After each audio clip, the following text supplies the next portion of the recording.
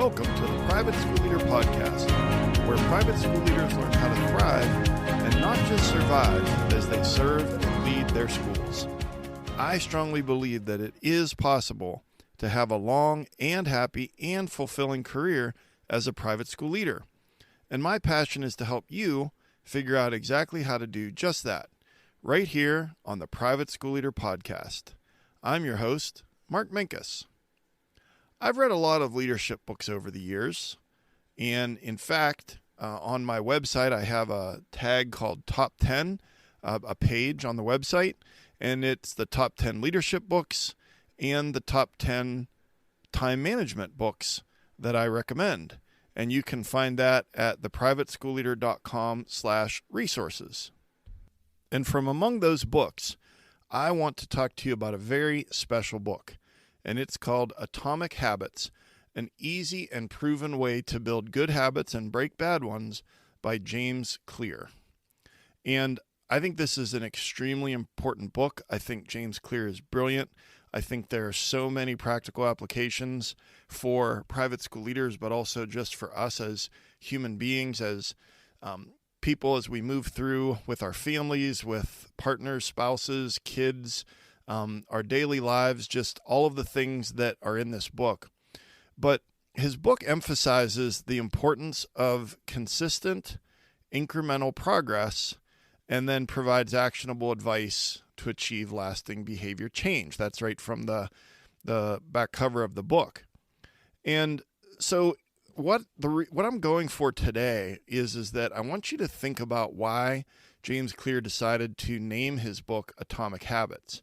And he goes on to explain that. He says that an atom is the smallest unit of matter that still has the characteristics of an element. You probably knew that from high school science class.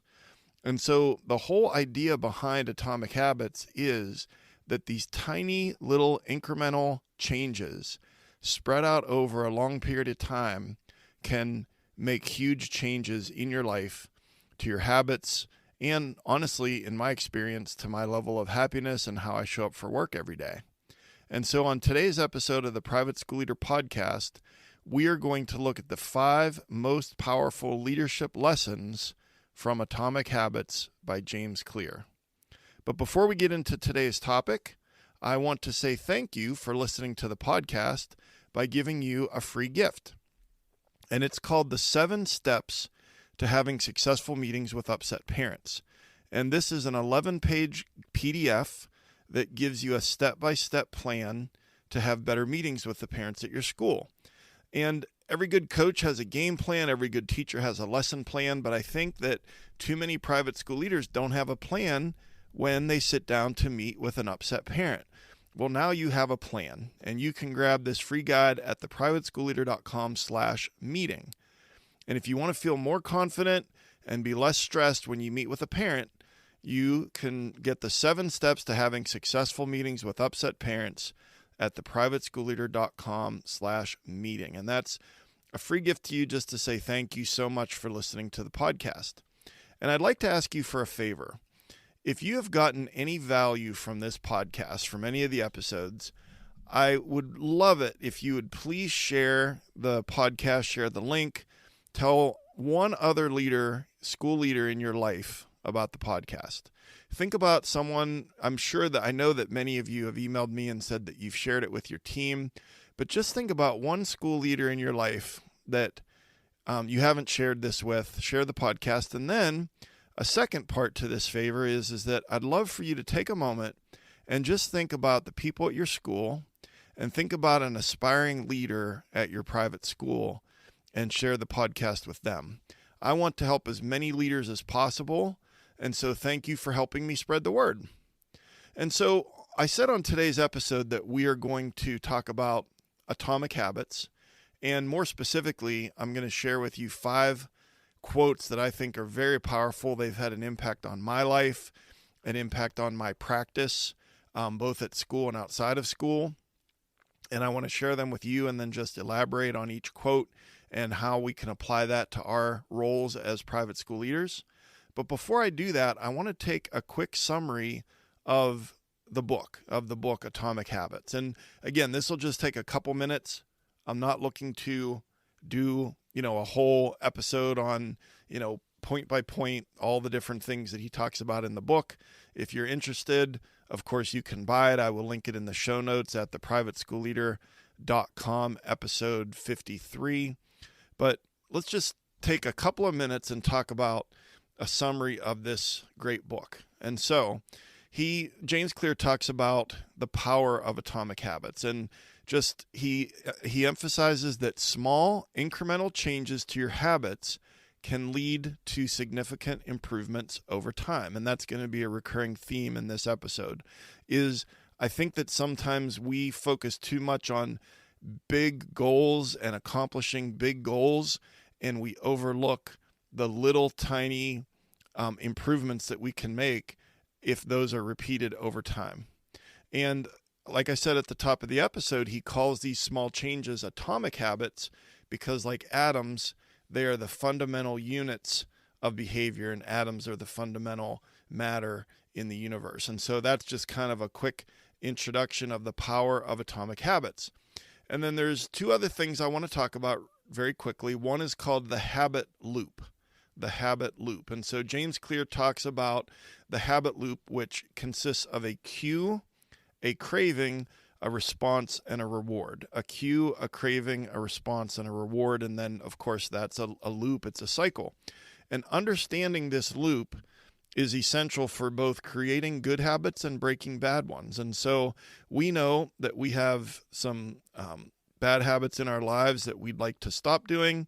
And we also know that there's some things in our lives where we say, boy, I really wish that I would do blank.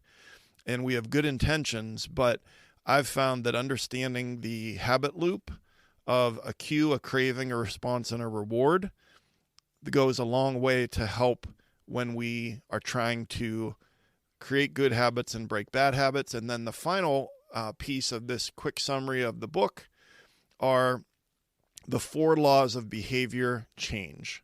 So James Clear, in his book Atomic Habits, introduces the 4 laws of behavior change, and those are based on the 4 steps in the habit loop. And so here are the 4 laws of behavior change. Number 1, make it obvious. Number 2, make it attractive. Number 3, make it easy. And number 4, make it satisfying.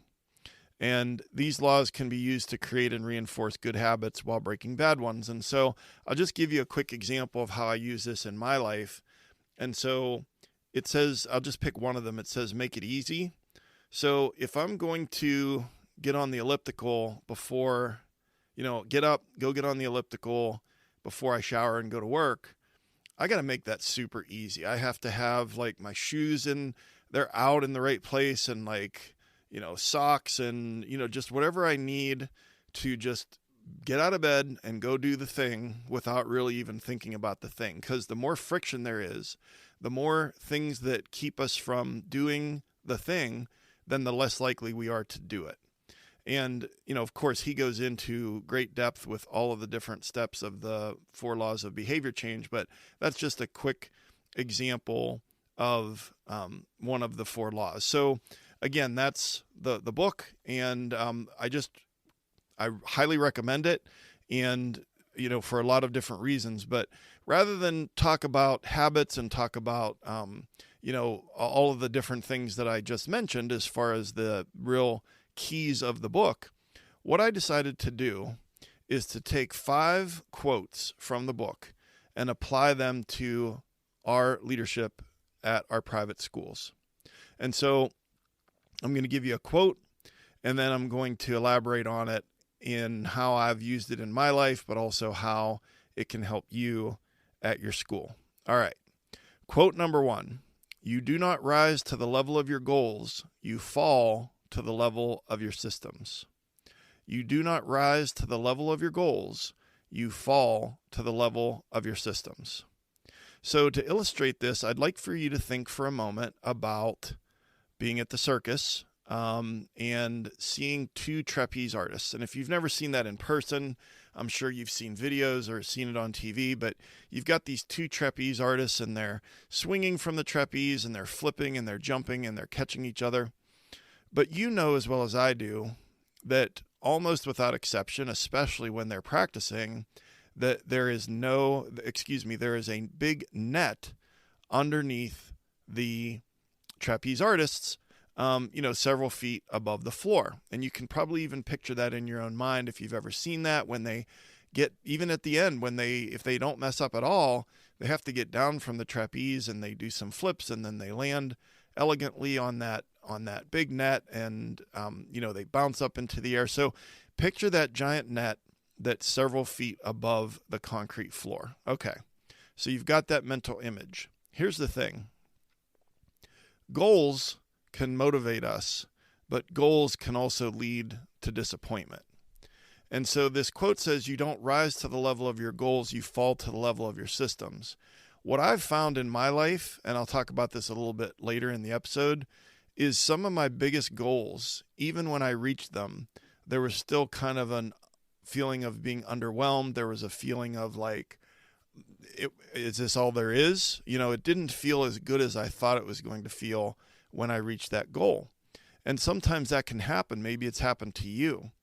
And the other thing about goals is that often goals are a product of, whether or not we reach our goals is a product of kind of our habits and our self-discipline, but those are fallible.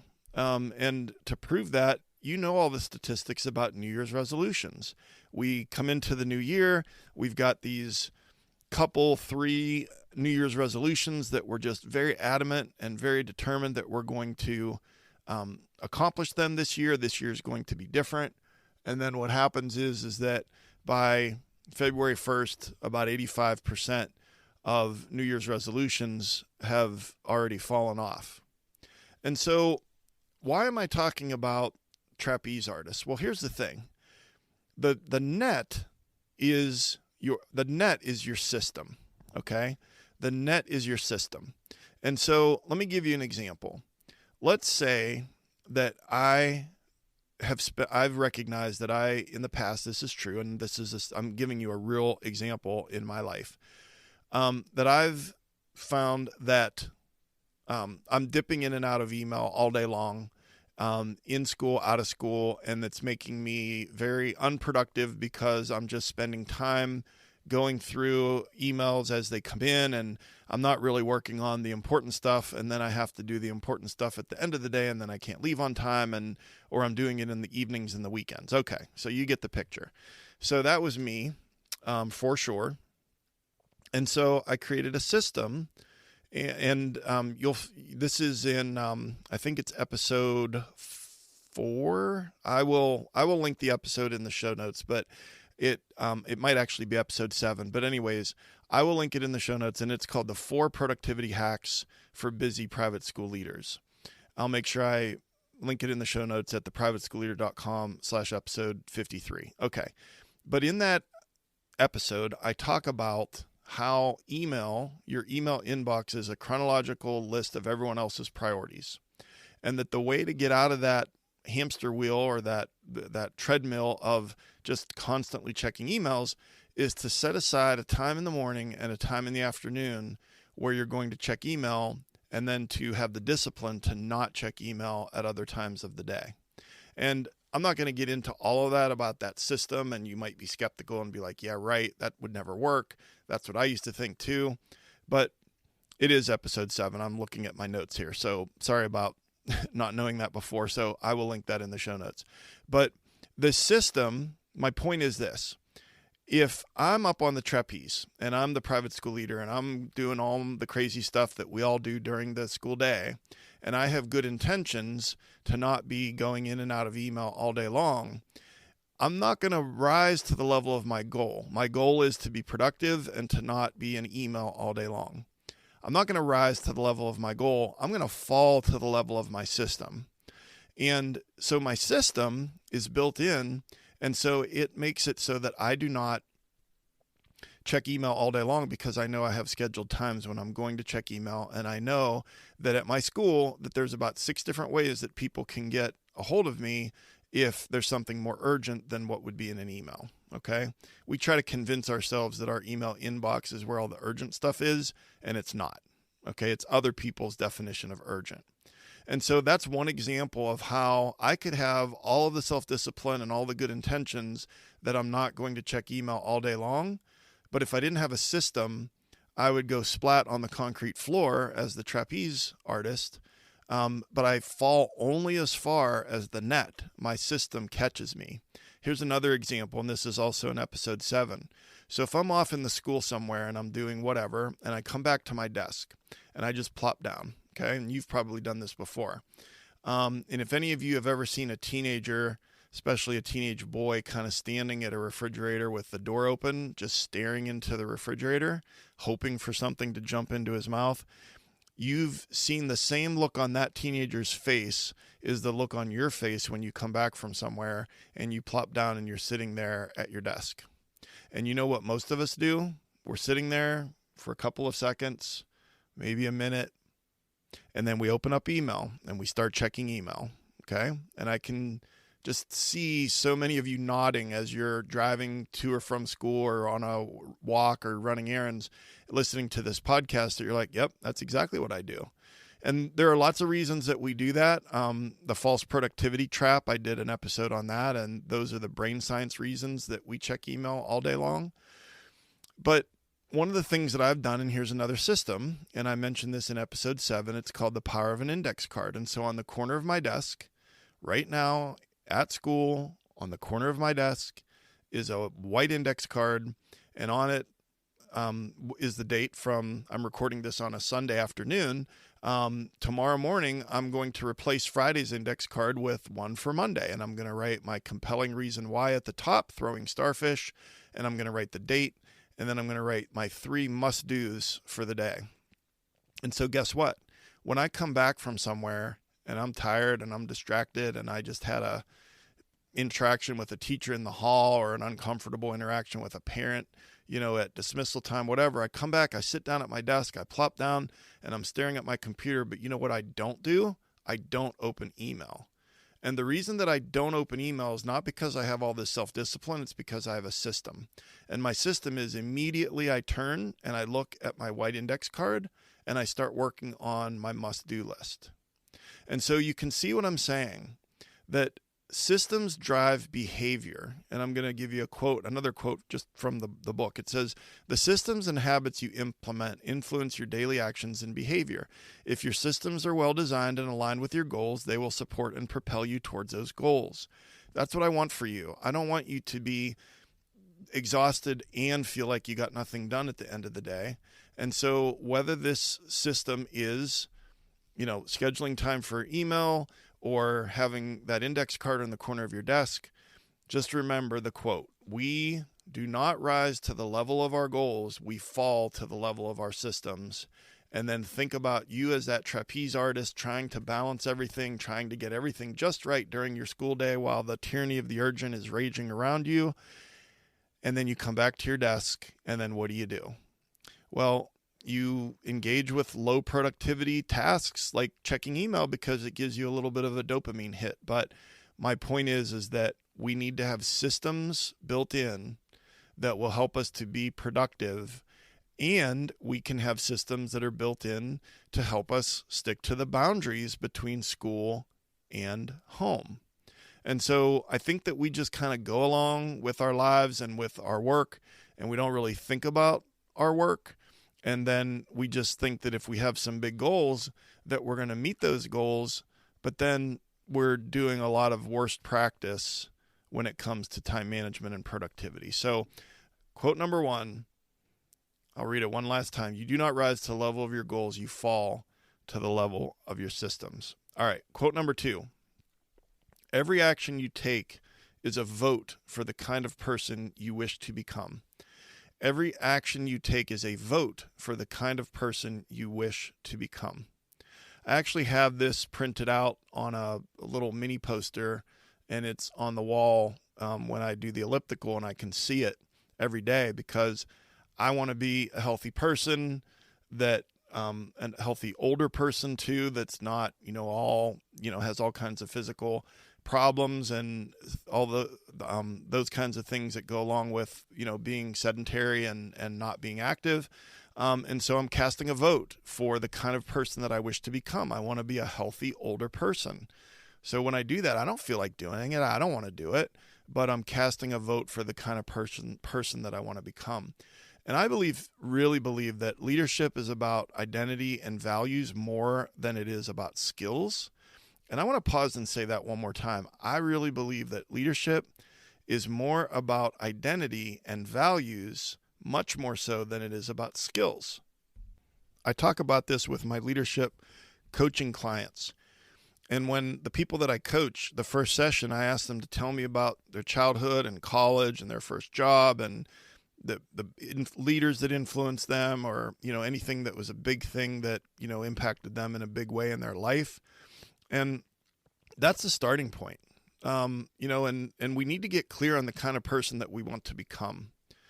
I think that we as private school leaders are so busy that we're just trying to get through the day. We're trying to keep everybody safe, trying to keep the lights on and the payroll and the bills paid and not get sued, and, have a good culture as good as it can be, and make sure that we're, doing the minimum, but more than the minimum. I don't mean that you're lazy at all. That's not what I'm trying to say. I'm just saying, like, we're just kind of trying to do what needs to be done, and we're not thinking about what we want to become, what we want our school to become as far as the culture, what we want to become as leaders and as human beings. And we need to get clear on the kind of person that we want to become. And then our behavior, our actions can cast a vote for that kind of person that we want to become. And I want to tell you something. I know that I'm saying that we need to get clear on this, but I became a school leader in 1991. And from 1991 to about 2010, I was very, very unclear on the kind of person that I wanted to become. I just got through the day. And it impacted me tremendously in a negative way, as far as how much I sacrificed I sacrificed myself on the altar of my school.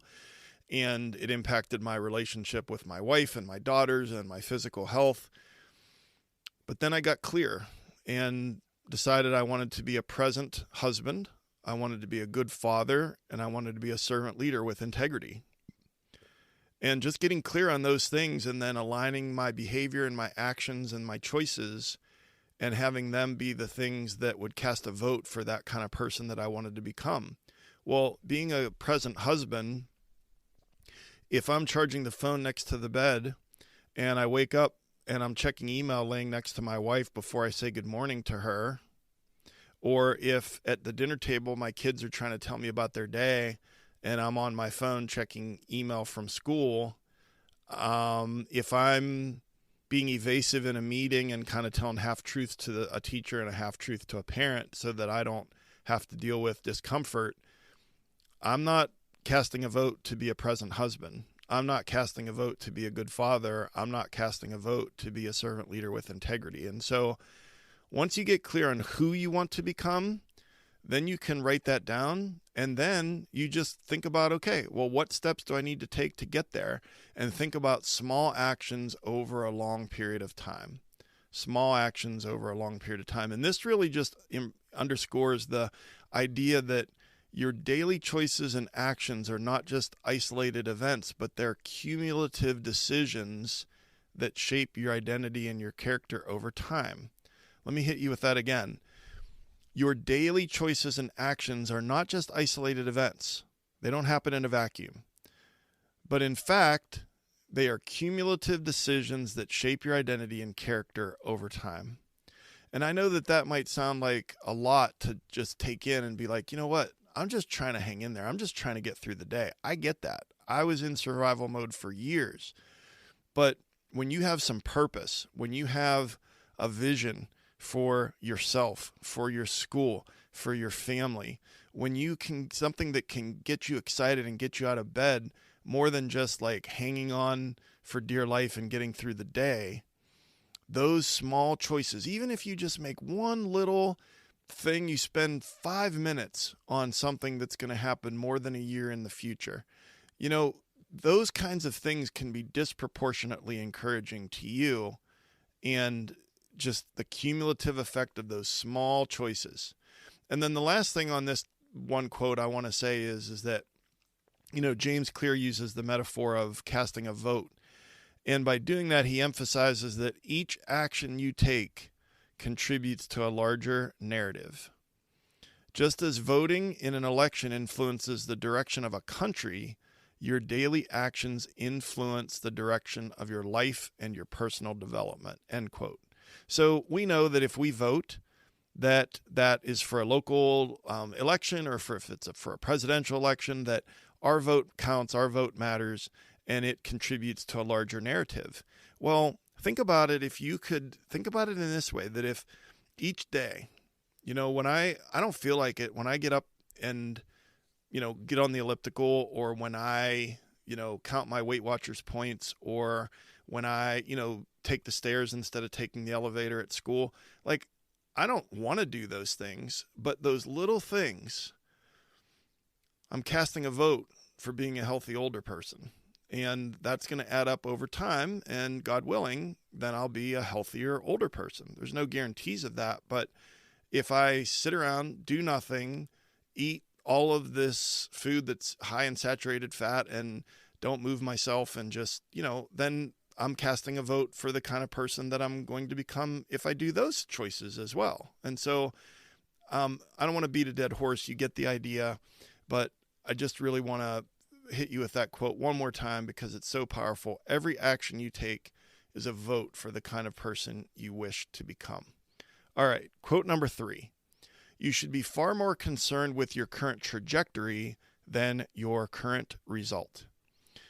You should be far more concerned with your current trajectory than your current result. So I want you to imagine that a plane is leaving LaGuardia Airport in New York City and it's headed to Los Angeles. And so that's about a 3,000-mile flight. And the pilot has the heading, has the direction, and sets the heading for Los Angeles. But the pilot, he or she is just a few degrees off on the heading. They were given some wrong information. And of course, in real life, this analogy wouldn't work because it would be corrected and they would end up in Los Angeles. But if a plane left New York City, was headed to LA, and was a few degrees off course, over the course of 3,000 miles, it's going to land in Seattle, Washington. Okay? And I think that we focus too much on what we're doing and what results we're getting now. And just think of it as okay, think about it in this way. So if I am too focused on what I'm doing now and too focused on the results, let's say I'm trying to lose weight, okay? But if I weigh myself once an hour every single day that I'm awake, weigh myself on the digital scale, weigh myself once an hour instead of once a week or once every 2 weeks, then I'm focusing time and energy on results instead of focusing time and energy on like moving my body and eating more healthy. And so I want you to think of that through as far as like the school and the tyranny of the urgent and how you spend your time and what you're putting your effort into.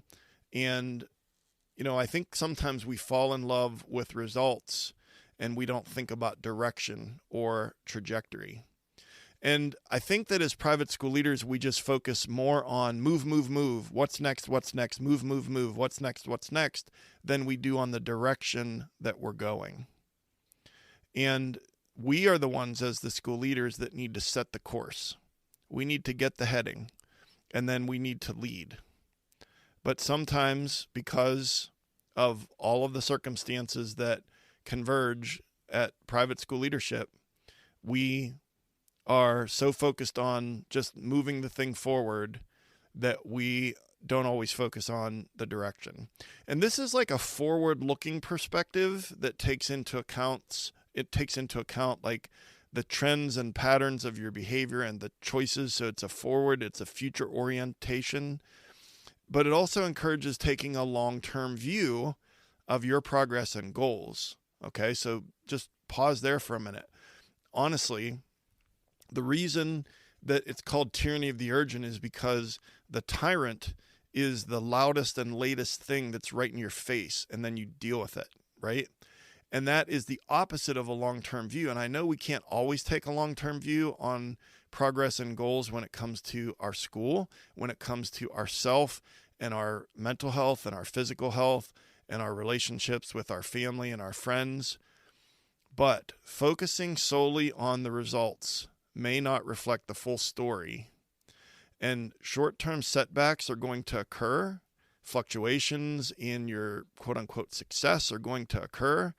And I've found it much more, tremendously more encouraging to focus on progress than to focus on goals. And I'm going to talk about that again in a minute. But the ultimate idea behind this quote is that we need to get out of that raging rapids every once in a while of our school day and just pause and make sure that we're going in the right direction and that we're having that long-term vision, because guess what? That's our job.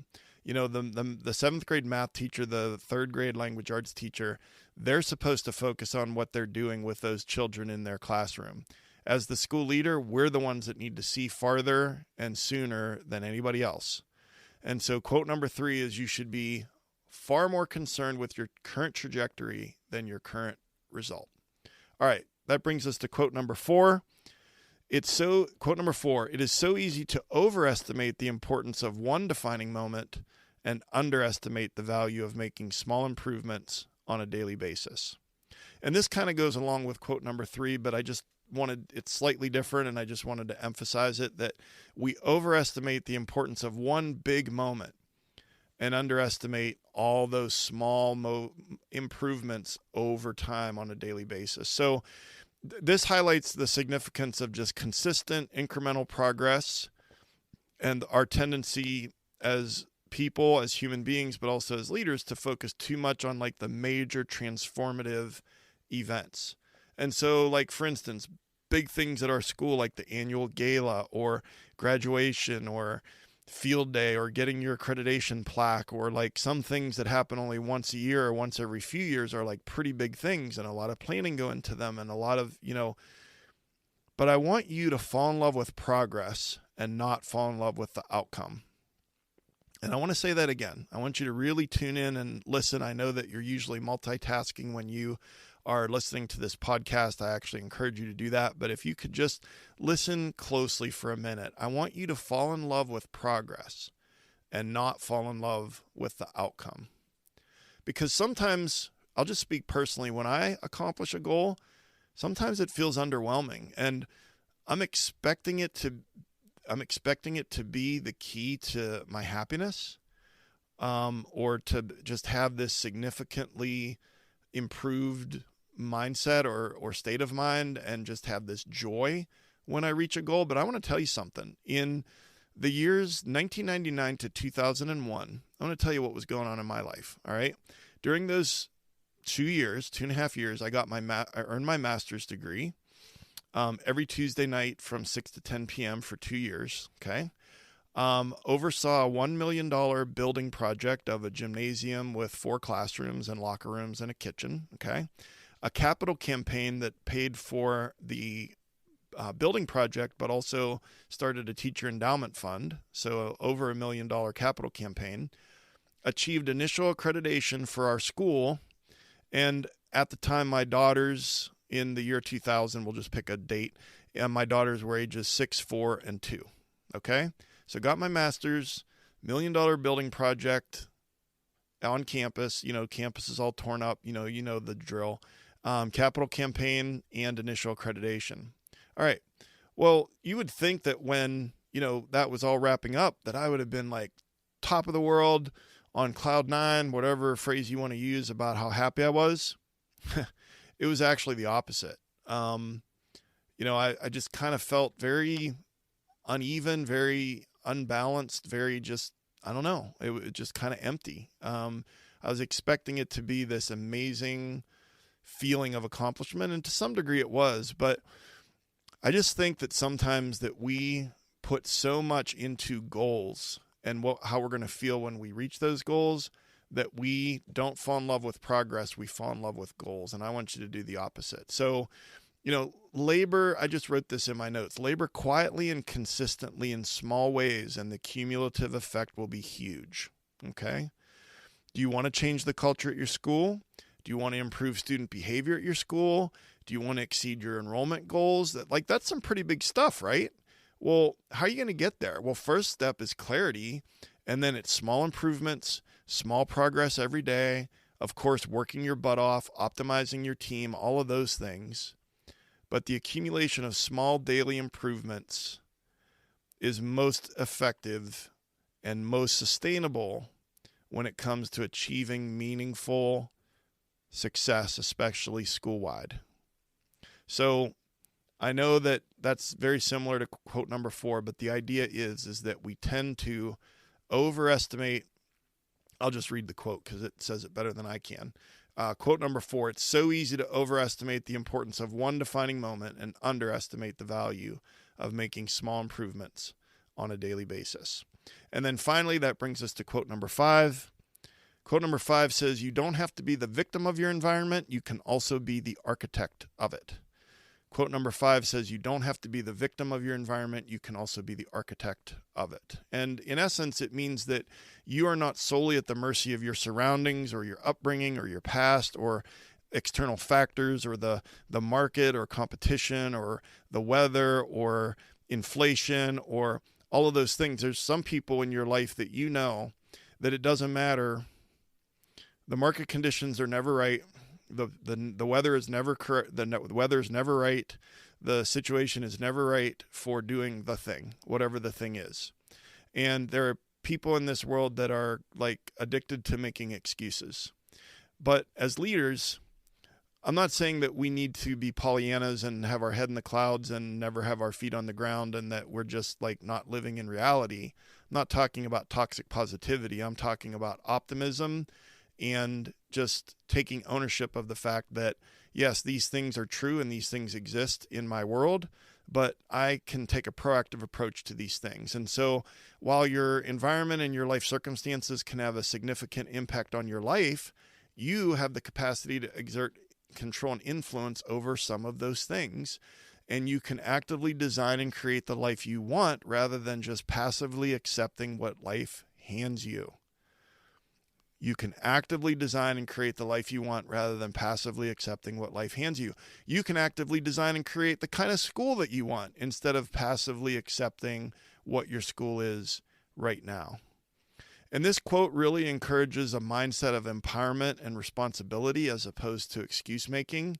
And I think that this quote also suggests that you can take charge of your choices and that if you put deliberate, intentional, thoughtful effort into your environment, you can transform your environment so that it aligns more closely with your goals and your values and your aspirations. And you're like, Mark, I hear all this, but this sounds like a pipe dream.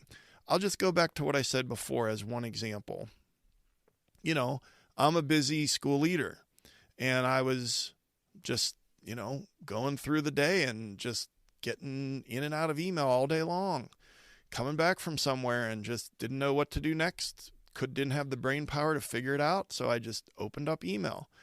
That was my environment, but I deliberately changed my environment with 2 things: scheduling time for email twice a day and having the index card on the corner of my desk. That's just one small example. And so you can't change everything, but if we resign ourselves to being a passive victim of external circumstances, then that's where we're going to stay.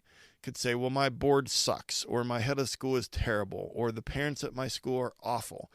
You know what? All 3 of those things might be true.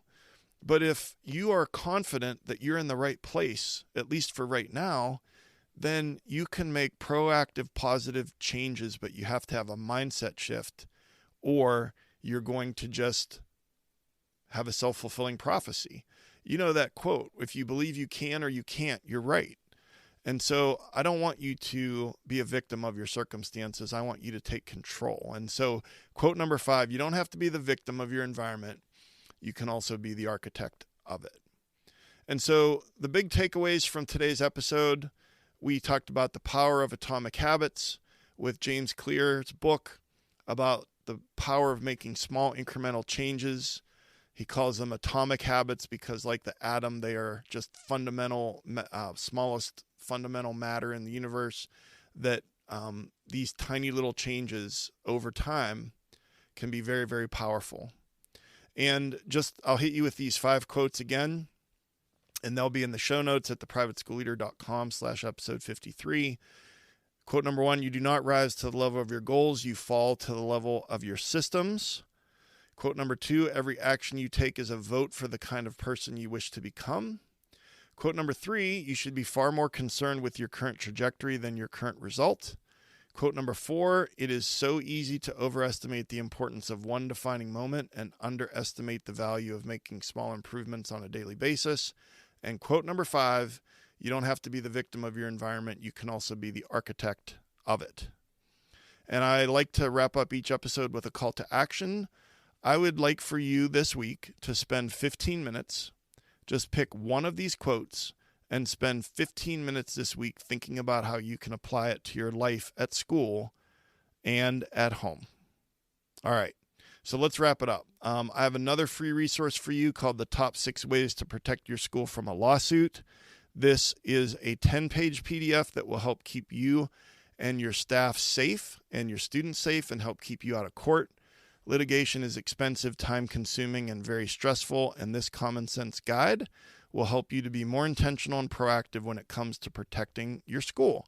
And you can get the top 6 ways to protect your school from a lawsuit at theprivateschoolleader.com/lawsuit. And if you got value from this episode, or you get value from any episodes on this podcast, I'd love to hear from you. My email address is mark.o.minkus@gmail.com. That's mark.minkus@gmail.com. Let me know how it's going for you with applying a new strategy or maybe your biggest pain point right now. And please subscribe to the podcast so you don't miss an episode. Show notes are at theprivateschoolleader.com/episode 53. A new episode comes out every week wherever you get your podcasts. And if you would please write a review, that forces the algorithm to push out the podcast as suggested content to school leaders all over the world. And I'm on Instagram at The Private School Leader or Twitter at The PS Leader. And like I said at the top of the episode, I'd love it if you would please share this podcast with another leader in your life or an aspiring leader at your school. And I've been your host, Mark Minkus. I just want to say I appreciate you so much and all the hard work that you're doing for the kids at your school. And thank you so much for taking some of your precious time to join me here today. And I will see you next time right here on the Private School Leader Podcast. And until then, always remember to serve first, lead second, and make a difference.